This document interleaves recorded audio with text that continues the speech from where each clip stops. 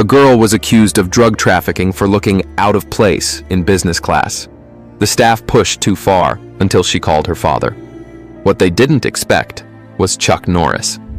Before we dive in, don't forget to like and follow for more powerful stories that will stay with you. Now, let's begin. That your ticket, sweetheart? Or you borrowing it from someone who actually flies business class? The voice was lazy, dismissive, like she'd said the same thing to 100 folks before. Tina, her name tag sat crooked on a faded airport vest, looked Maira up and down without bothering to hide her smirk. Maira handed over her boarding pass and ID, calm as ever. She'd been through worse, but this felt different. Tina didn't just doubt her, she looked amused. Then Tina leaned in, eyes narrowing on the ID. "Oh, would you look at that?" she chuckled. "Maira Norris, huh?" Maira nodded. "Yes." "Let me guess. You're going to some kind of karate thing?" Tina said, drawing out the words like a joke. "Martial arts camp," Maira answered evenly. "In Chicago." Tina snorted. "And your daddy signed you up for that, huh? What, you think he's Chuck Norris or something?" "He is," Maira said without blinking. That broke the dam. Tina burst out laughing, loud, sharp, and ugly. A few people in line turned to look. "Oh, honey, please," she said between giggles. "You seriously expect me to believe that? You think just slapping the name Norris on an ID makes you some kind of celebrity kid?" Maira didn't answer. Her face stayed still, but her hands clenched behind the counter. Tina's voice dropped a bit, low and syrupy. "You know what I think? I think you swiped that ticket from somebody. Or maybe you're running a scam. Kids do that, or worse." She tilted her head. "You got something in that bag, huh? You acting all quiet, all polite? Makes me nervous. Could be trying to hide something." "What? No," Maira started, confused. Tina didn't let her finish. She leaned closer, pretending to check the ID again, and with her other hand, subtly pressed a button under the desk. "I've seen your type," Tina said, loud enough for others to hear. Smart little girls thinking they can lie their way past real security. Maira's eyes flicked toward the corner. Two men in security uniforms had started moving her way. She looked back at Tina. "This is a mistake. I'm not lying. I can show you the email, the ticket. Let the officers handle it, sweetie." Tina cut in, stepping back like she was suddenly scared of her. "I don't deal with drug runners." "Drug? What are you talking about?" Maira's voice cracked slightly, more shocked than scared. "I'm 17. I'm just..." "Ma'am, step away from the counter," one of the security guards barked. They moved in fast. No calm talk, no asking nicely. One grabbed her backpack, the other reached for her arms. "Wait, I can explain." Maira tried, but the first guard yanked her bag out of her grip, tossing it on a table. The second grabbed her by the arm, pulling her back. She stumbled. "I haven't done anything wrong." "You'll have your chance to explain," the taller one said, opening the backpack roughly. "Right now, we're checking for contraband." People were watching now. Phones were coming out. Someone whispered, "What's going on?" But nobody stepped forward.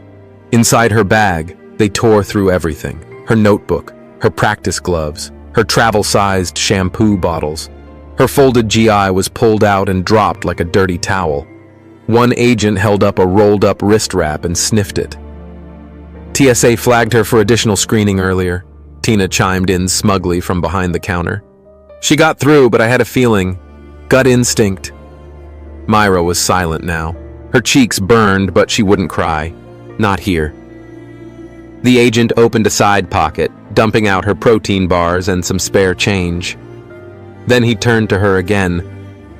"You're gonna tell us what this is," he said, holding up a small bottle of liquid, her muscle recovery spray. "That's sports spray," Maira said, almost a whisper. "For soreness." He looked unimpressed. "Might need to test that." She stared at him. "I'm not smuggling anything. I'm not a criminal. My dad, he'll be here. He'll explain everything." "Yeah? the shorter one said, not even looking at her. "And I'm Bruce Lee." The joke landed flat, but Tina laughed again. They didn't listen. They never even gave her a chance. Maira stood there, heart pounding, breath shallow, surrounded by people who saw her as a threat, not a teenager trying to get on a plane. She was being treated like she was dangerous, and all because she wore a hoodie, carried a name people didn't believe belonged to her, and kept quiet when she could have yelled. Earlier, just before things went south, her phone had buzzed in her pocket. She had stepped aside, leaned against the wall, and picked up with a small smile. "Hey, Dad." Chuck Norris's voice was soft, familiar. "You sure you don't want me to go with you, Pumpkin? I could hop on the next flight, be there in 20 minutes. Maira chuckled under her breath. "Dad, if you show up at LAX, you know what happens. I'll never make it through the gate. You've got a paparazzi magnet stuck to your back." He paused, like he didn't want to agree but knew she was right. "Still, I don't like you flying alone. Not with strangers." "I'm fine," she said gently. "I need to do this alone. Just this once. Trust me?" There was another pause, longer this time. "All right," Chuck finally said. "But you call me the second you land. I mean it, Maira." "I will," she promised.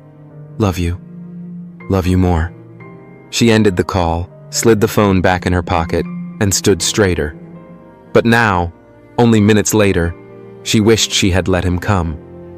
Her bag was opened wide, and the contents spilled out in waves.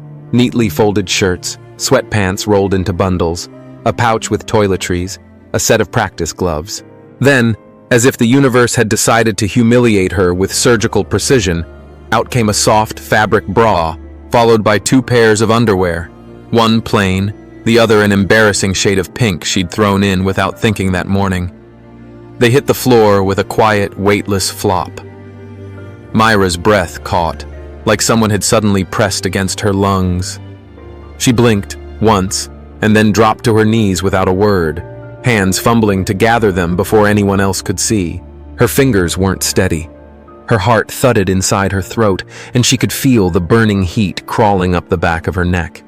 One pair had landed near the edge of the security rope. A man standing just outside the line glanced down, then looked away quickly, pretending not to see. Maira snatched them back, stuffing the fabric into the inner lining of her jacket. She didn't look at anyone. She didn't want to see the faces. Her fingers were still shaking when she tried to zip the side pocket closed. Behind her, another zipper opened. "Backpack too," said the second guard. "I'll open it," she said quickly, already reaching back to hand it over, but he snatched it before she could loosen the strap.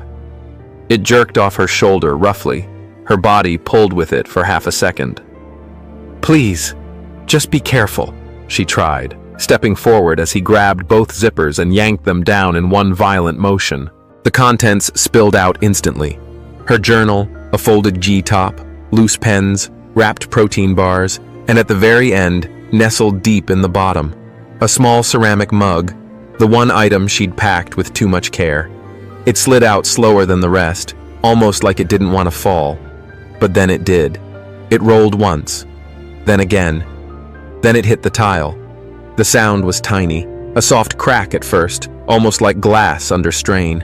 And then it broke apart, splintering into a half-dozen jagged pieces that skidded across the floor, bouncing slightly before coming to a rest around her shoes. Maira stared. For 1 beat, then 2. Then her knees gave way, not from weakness, but from sheer instinct to reach. She dropped down, palms open, as if she could catch what was already lost. "No, no, no, please. This is a keepsake from my late father." Her voice was smaller than she expected. It didn't echo like the shatter had. Behind her, one of the guards muttered, "Geez, it's just a mug." She didn't move. Her hands rested beside the pieces, her fingers curled inward like she wasn't sure whether to pick them up or bury them. Then another voice rang out, louder, coated in sweet poison. "Well, that's odd," Tina said, arms folded tightly across her chest as she leaned against the wall. Didn't you say your dad's Chuck Norris? Maira didn't answer. She could barely hear. Tina pushed off the wall, walking a few steps closer. So which is it, sweetheart? Your real dad some martial arts movie star? Or some dead guy with a busted coffee mug? Still no answer. She smirked. Bit of a messy story, ain't it? Something cracked. Not in the mug. In Maira.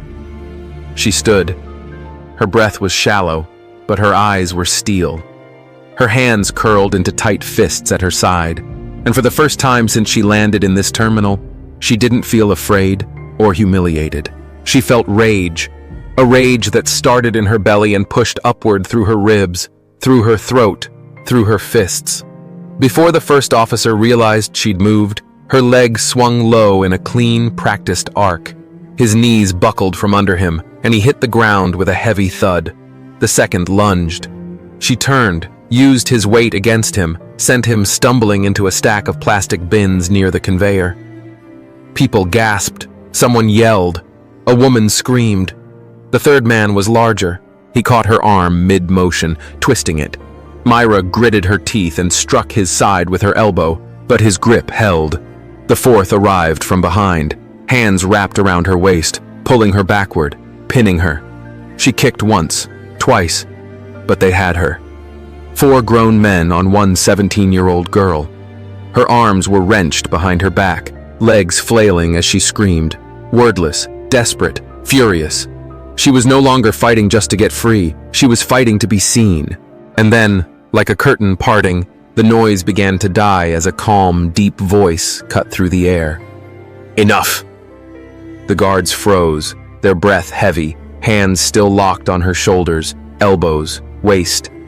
Click, click, click. The sound of hard-soled shoes across tile. A man in a dark gray blazer approached with the posture of someone used to authority, but not easily impressed. His eyes, gray as stone, swept across the scene, the toppled bins, the spilled clothes, the torn backpack, the broken cup, and the girl breathing like a cornered animal on the floor. Behind him stood a line of newer guards, younger, more alert, watching everything. My name is Charles, the man said. I'm the terminal supervisor. The officers stammered. One mentioned an alert, another said she became violent. She was provoked, someone else murmured. Charles raised a hand. Silence. Then to Maira. Can you stand? Her breath trembled. Her arms were still gripped by 2 officers. She didn't answer. I said, he repeated, voice firmer. Let her go. Hands loosened. Maira slid forward onto her knees, then slowly pushed herself upright. Her jacket was half off her shoulder. Her shirt was damp with sweat. A smear of blood dotted her palm. She didn't speak, she didn't cry, she just stared. Charles looked at her, then looked down at the largest shard of the mug still lying on the floor. He knelt and picked it up. Family honor, split clean through. Then he straightened, met her eyes, and said, Let's talk, somewhere quiet. Maira nodded once, and stepped over the mess behind her, barefoot, one shoe missing, and nothing left in her bag that hadn't been broken or taken. Maira thought she was finally past the worst of it, but fate, or whatever cruel force ran airport protocol, wasn't done with her yet. Miss Norris? She turned. Step over here with me, please, Charles said. Not a request, but an order dressed in courtesy. Maira hesitated. Her hand gripped the strap of her torn backpack. What's the problem? She asked, voice careful, not confrontational, but not submissive either. Charles didn't answer right away. He motioned to a nearby service counter, away from the crowd but still visible enough for a few curious onlookers to pause mid-scroll on their phones. We've had an issue come up regarding your ticket, he said once they reached the counter. Some irregularities that need clarification. She frowned. I already went through security. I checked in hours ago. Yes, and now I'm checking your authorization to be on this flight. Business class, correct? Yes. Flying alone, 17 years old. Yes. He tapped a tablet, swiping slowly with one finger like he was trying to find a reason to disbelieve her. "We have reason to believe this ticket was issued in error," he said after a pause. "Possibly purchased fraudulently." Maira's brows knit. "It wasn't. I'll need to see the credit card used, as well as identification, and the device or email that shows confirmation of the booking." She opened her phone, already pulling up the message from her father. The email with her itinerary attached. "My dad booked it. Chuck Norris. I have the confirmation." Charles looked up sharply. "I'm sorry, did you say Chuck Norris?" She nodded. He gave a short laugh, not loud, but full of disbelief. "Of course," he muttered. "Why not?" He turned the tablet to show her the details on the booking. Her name, her flight, the class of service, but the name on the card was redacted. A simple system precaution, nothing unusual. Still, he used it. "You'll understand we can't verify anything with this," he said. "I can text him. He's already on his way. He'll be here any minute." Charles exhaled like he'd heard 100 stories just like this one. "And let me guess," he said, his voice hardening with sarcasm. "He's not only Chuck Norris, but he's driving up in a blacked-out SUV with a Secret Service escort, right?" Maira blinked. She felt the weight behind his words, not just his disbelief, but the assumption. "You're lying. You don't belong here. You don't deserve this seat." "I'm telling the truth," she said softly. He ignored her. One of the staff whispered something to him. Charles turned to the screen again. "I'm sorry," he said, though there was no apology in his tone. "Until we can verify full payment and identity, your boarding is denied." She stared at him. "You're canceling my ticket?" He nodded like it was nothing. "It's being held pending verification.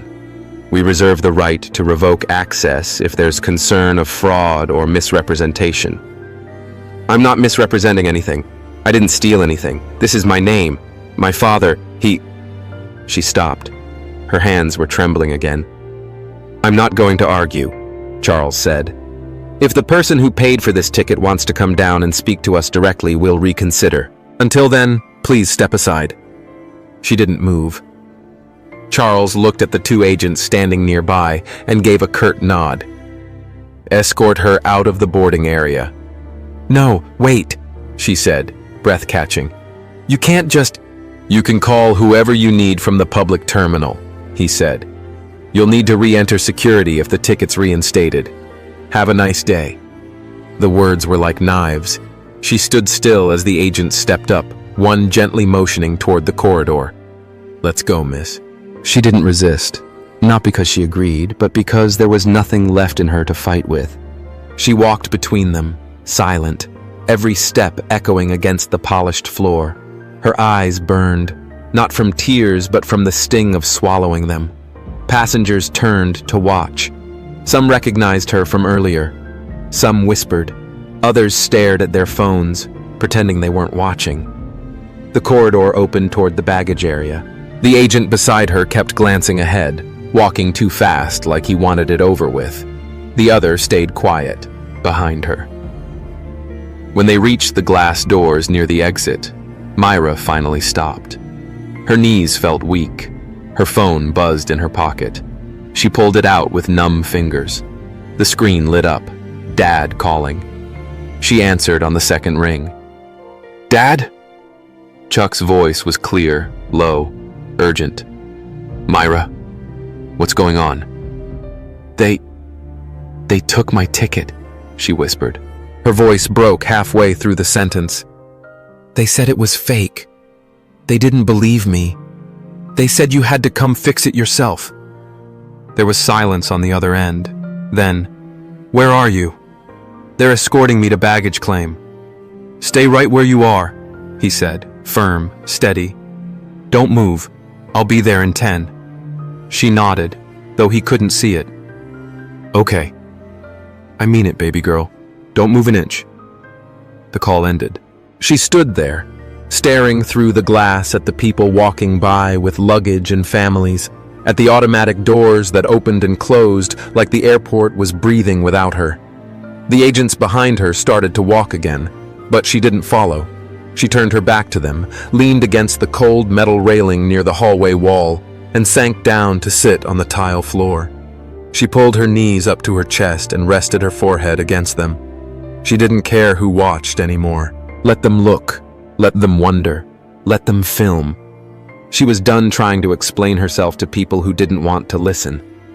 She stayed there, silent, until the sound of firm, heavy footsteps cut through the space. A hush fell over the nearby travelers. Heads turned, phones lifted. Even the agents behind her shifted uneasily. Maira raised her head. There he was. Chuck Norris. Not in a movie, not on TV. Here. His steps were slow, deliberate. He wore a worn gray jacket, dark jeans, and his old training shoes. Nothing flashy, no security, no cameras. But the weight of him, his presence, was louder than anything else in the room. He didn't speak at first. He walked up to her and offered a hand. "You okay?" She nodded, though her eyes filled without warning. She took his hand. Then he turned to the agents behind her, and his voice was cold steel. "Someone better start talking, right now." Chuck stood still, hands resting at his sides, but his gaze didn't move. He was looking directly at the man approaching, Charles, the terminal supervisor, who now walked with noticeably smaller steps than before.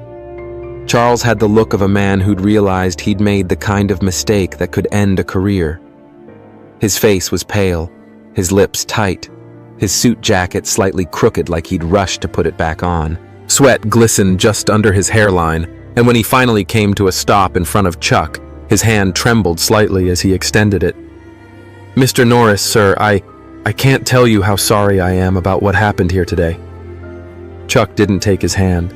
He just looked at it, then raised his eyes back up to Charles's face. "You're the one who pulled her ticket?" Charles swallowed visibly. "Yes, sir. I received an alert from our system, and I acted according to policy, but clearly I should have looked deeper." "Policy," Chuck repeated quietly. "Was humiliating a 17-year-old girl policy?" Charles's voice cracked. "Sir, no, absolutely not. I mean, I didn't realize. I wasn't told she was your—" Chuck stepped forward. Not fast, just one quiet step, and Charles instinctively stepped back. "She told you who she was," Chuck said, his voice low but cutting clean through every noise in the terminal. "She showed you her ID, her boarding pass, her name. All you saw was someone who didn't fit your picture of who should be flying in business class." I admit I made assumptions," Charles said, almost a whisper now. "Terrible assumptions.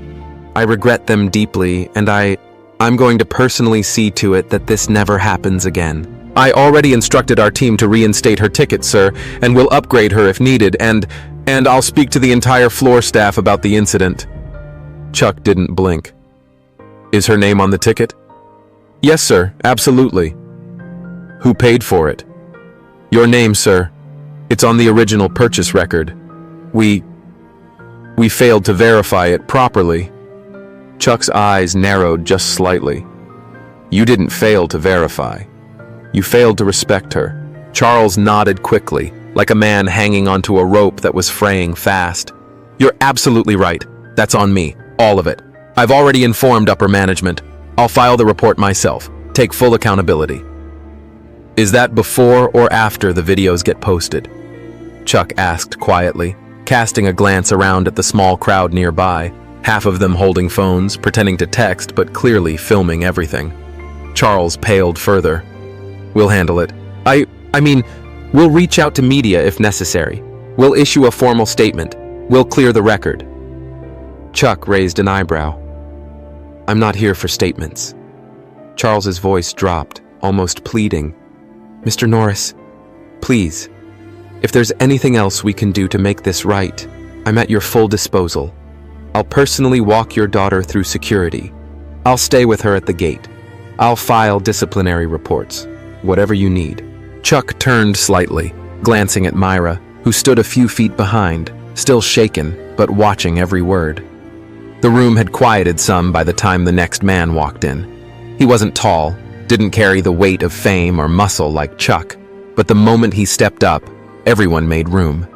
He wore a blazer that didn't look expensive but was well cared for, and his shoes tapped the floor in a steady rhythm that said he wasn't there to waste time. His name badge read Sir Henson, Regional Director.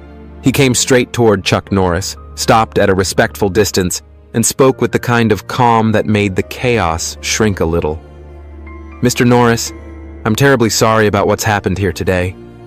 Chuck didn't speak right away. Sir Henson glanced at Maira, then back to him. "We've reviewed what occurred. I've already spoken with Charles and our other staff. There were failures across the board: judgment, procedure, and more importantly, human decency." Chuck gave a slow nod. "You're not wrong. I appreciate you not walking out, and I appreciate the way you've handled this, especially with how public it's become." Chuck's voice was low, even.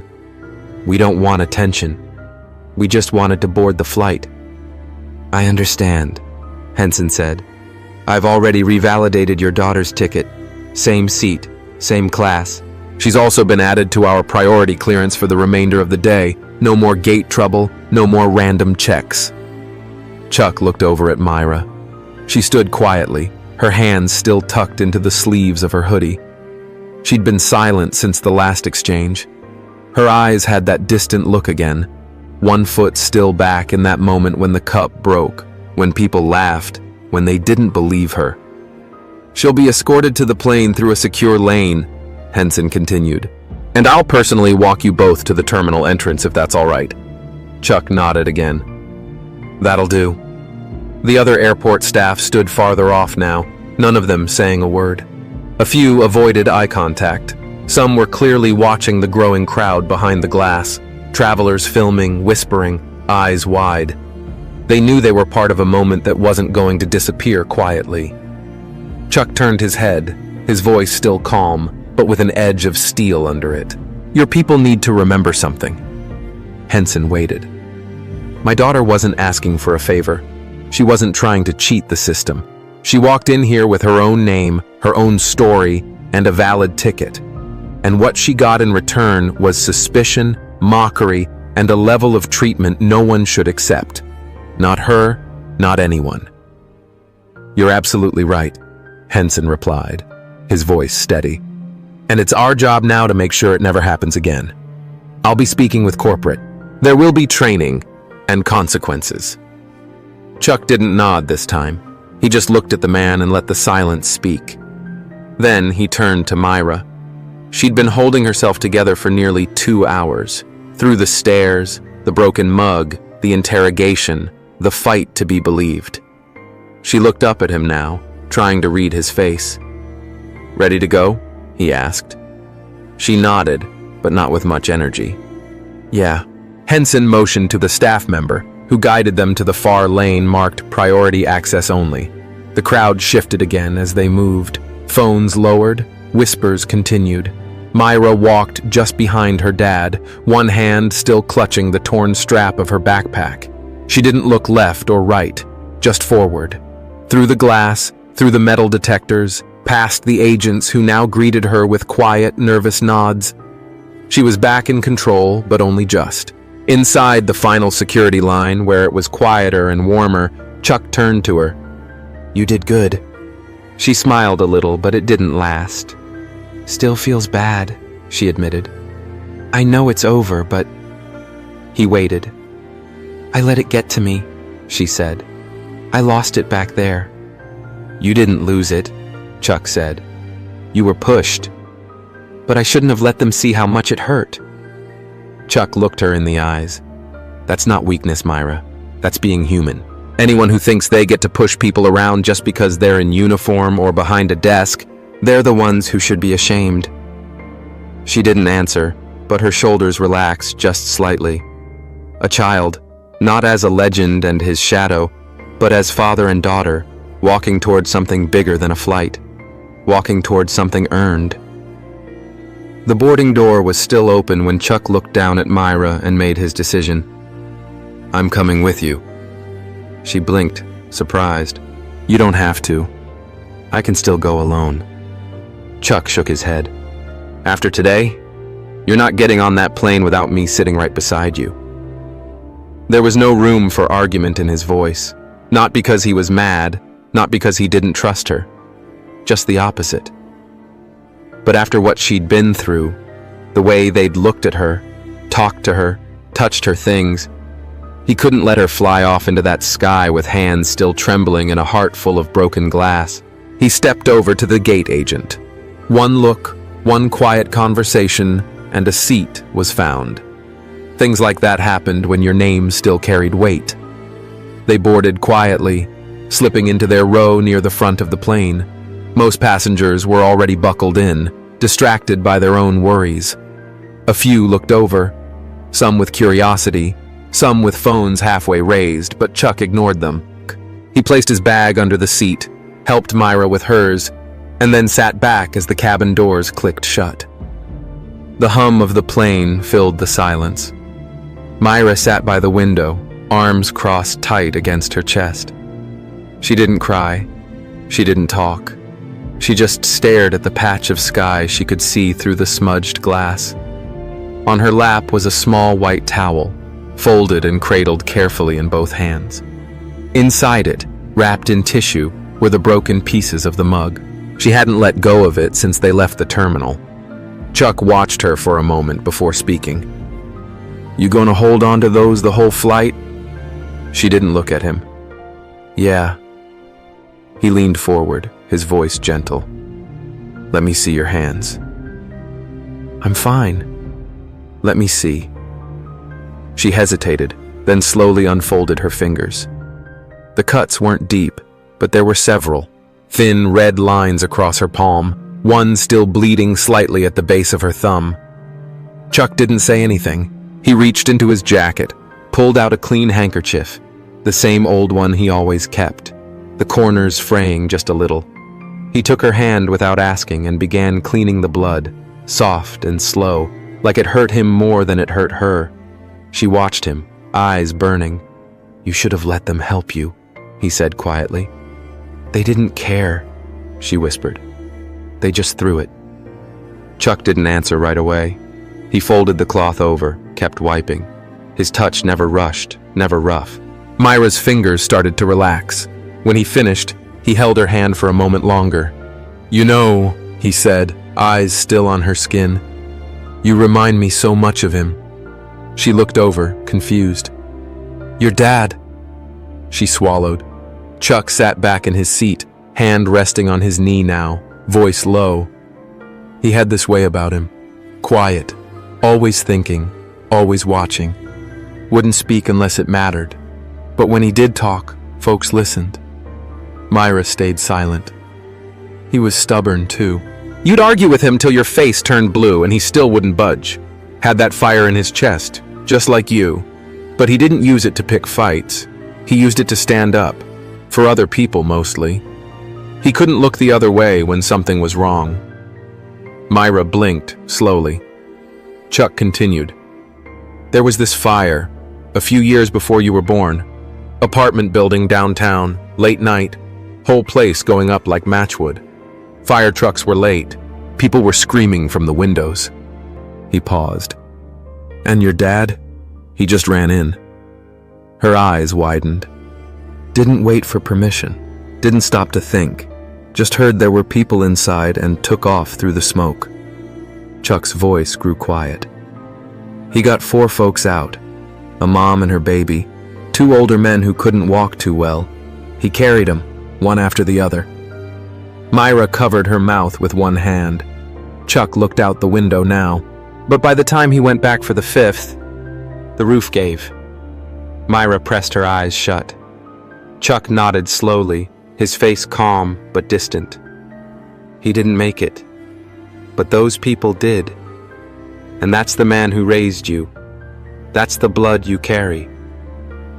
The silence between them filled up like a balloon too full of feeling. Maira looked down at the pieces in her lap. Small, sharp, useless now. Then she looked at her hand, wrapped neatly in the handkerchief. Then at Chuck. She didn't speak. She just leaned over and wrapped her arms around him. It wasn't careful. It wasn't neat. She just folded herself into him like she was finally done holding up the weight of the day. Her shoulders shook. Her breath hitched. Chuck held her, one arm firm around her back, one hand resting on the back of her head. He didn't say anything at first.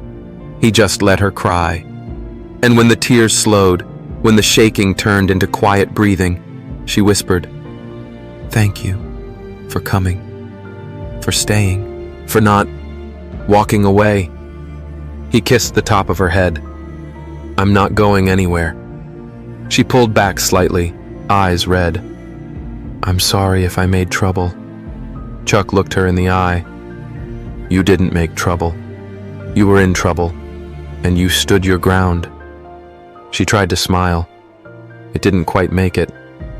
"I know I'm not your real—" Chuck shook his head, cutting her off. "You are," he said. "Don't ever finish that sentence. You are my daughter, in every way that matters." Her face broke then. He pulled her back in, resting his chin gently on her hair. "To me," he said, voice barely above a whisper, "you've always been that little girl I held the first time your mom let me try. The one who used to run out barefoot to hand me water after practice. The one who stared down the neighbor's pit bull at age 5 like it was nothing." She laughed through the tears. "I remember that." "You looked him dead in the eyes," Chuck chuckled. "Dog walked away like he was scared." She laughed again, harder this time, and wiped her cheeks with the side of her sleeve. Chuck leaned back and looked at her, serious again. "You're strong, Maira, not because you fight, but because you know why you fight, and you don't back down when you know you're right." She nodded. The plane began to hum louder as the engine roared to life. The wheels bumped forward. Chuck looked down at the bundle in her lap. "Keep the pieces," he said. "It's okay if it's broken. Sometimes broken things are the ones that remind us what really matters." She didn't answer. She just reached over and held his hand. And this time, she didn't let go. And there you have it, folks. That was Maira Norris, the girl who carried more than just a name. I don't know about you, but this story really hit me deep. It's not just about airports or security or even celebrity names. It's about dignity, about what it feels like to be young and judged, to carry something precious, like a memory or a name, and have it dismissed, even destroyed. And then, to have someone stand up for you, not with fists, not with threats, but with quiet, unwavering love. Chuck Norris didn't show up with fame blazing or power flashing.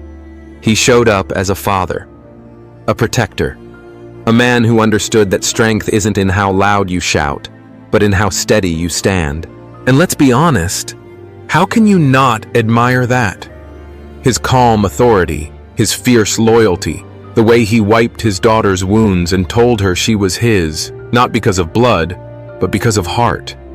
That's the kind of love this world needs more of. And Maira? She didn't just survive that day. She stood her ground. And in the end, she walked forward, not in anyone's shadow, but in her own strength. If this story moved you like it moved me, I'd love to hear your thoughts. Drop a comment down below. I read every single one. And if you haven't already, don't forget to like, share, and hit that subscribe button for more heartfelt stories like this. Until next time, be kind, stand tall, and remember, broken things still carry meaning, just like Maira's cup.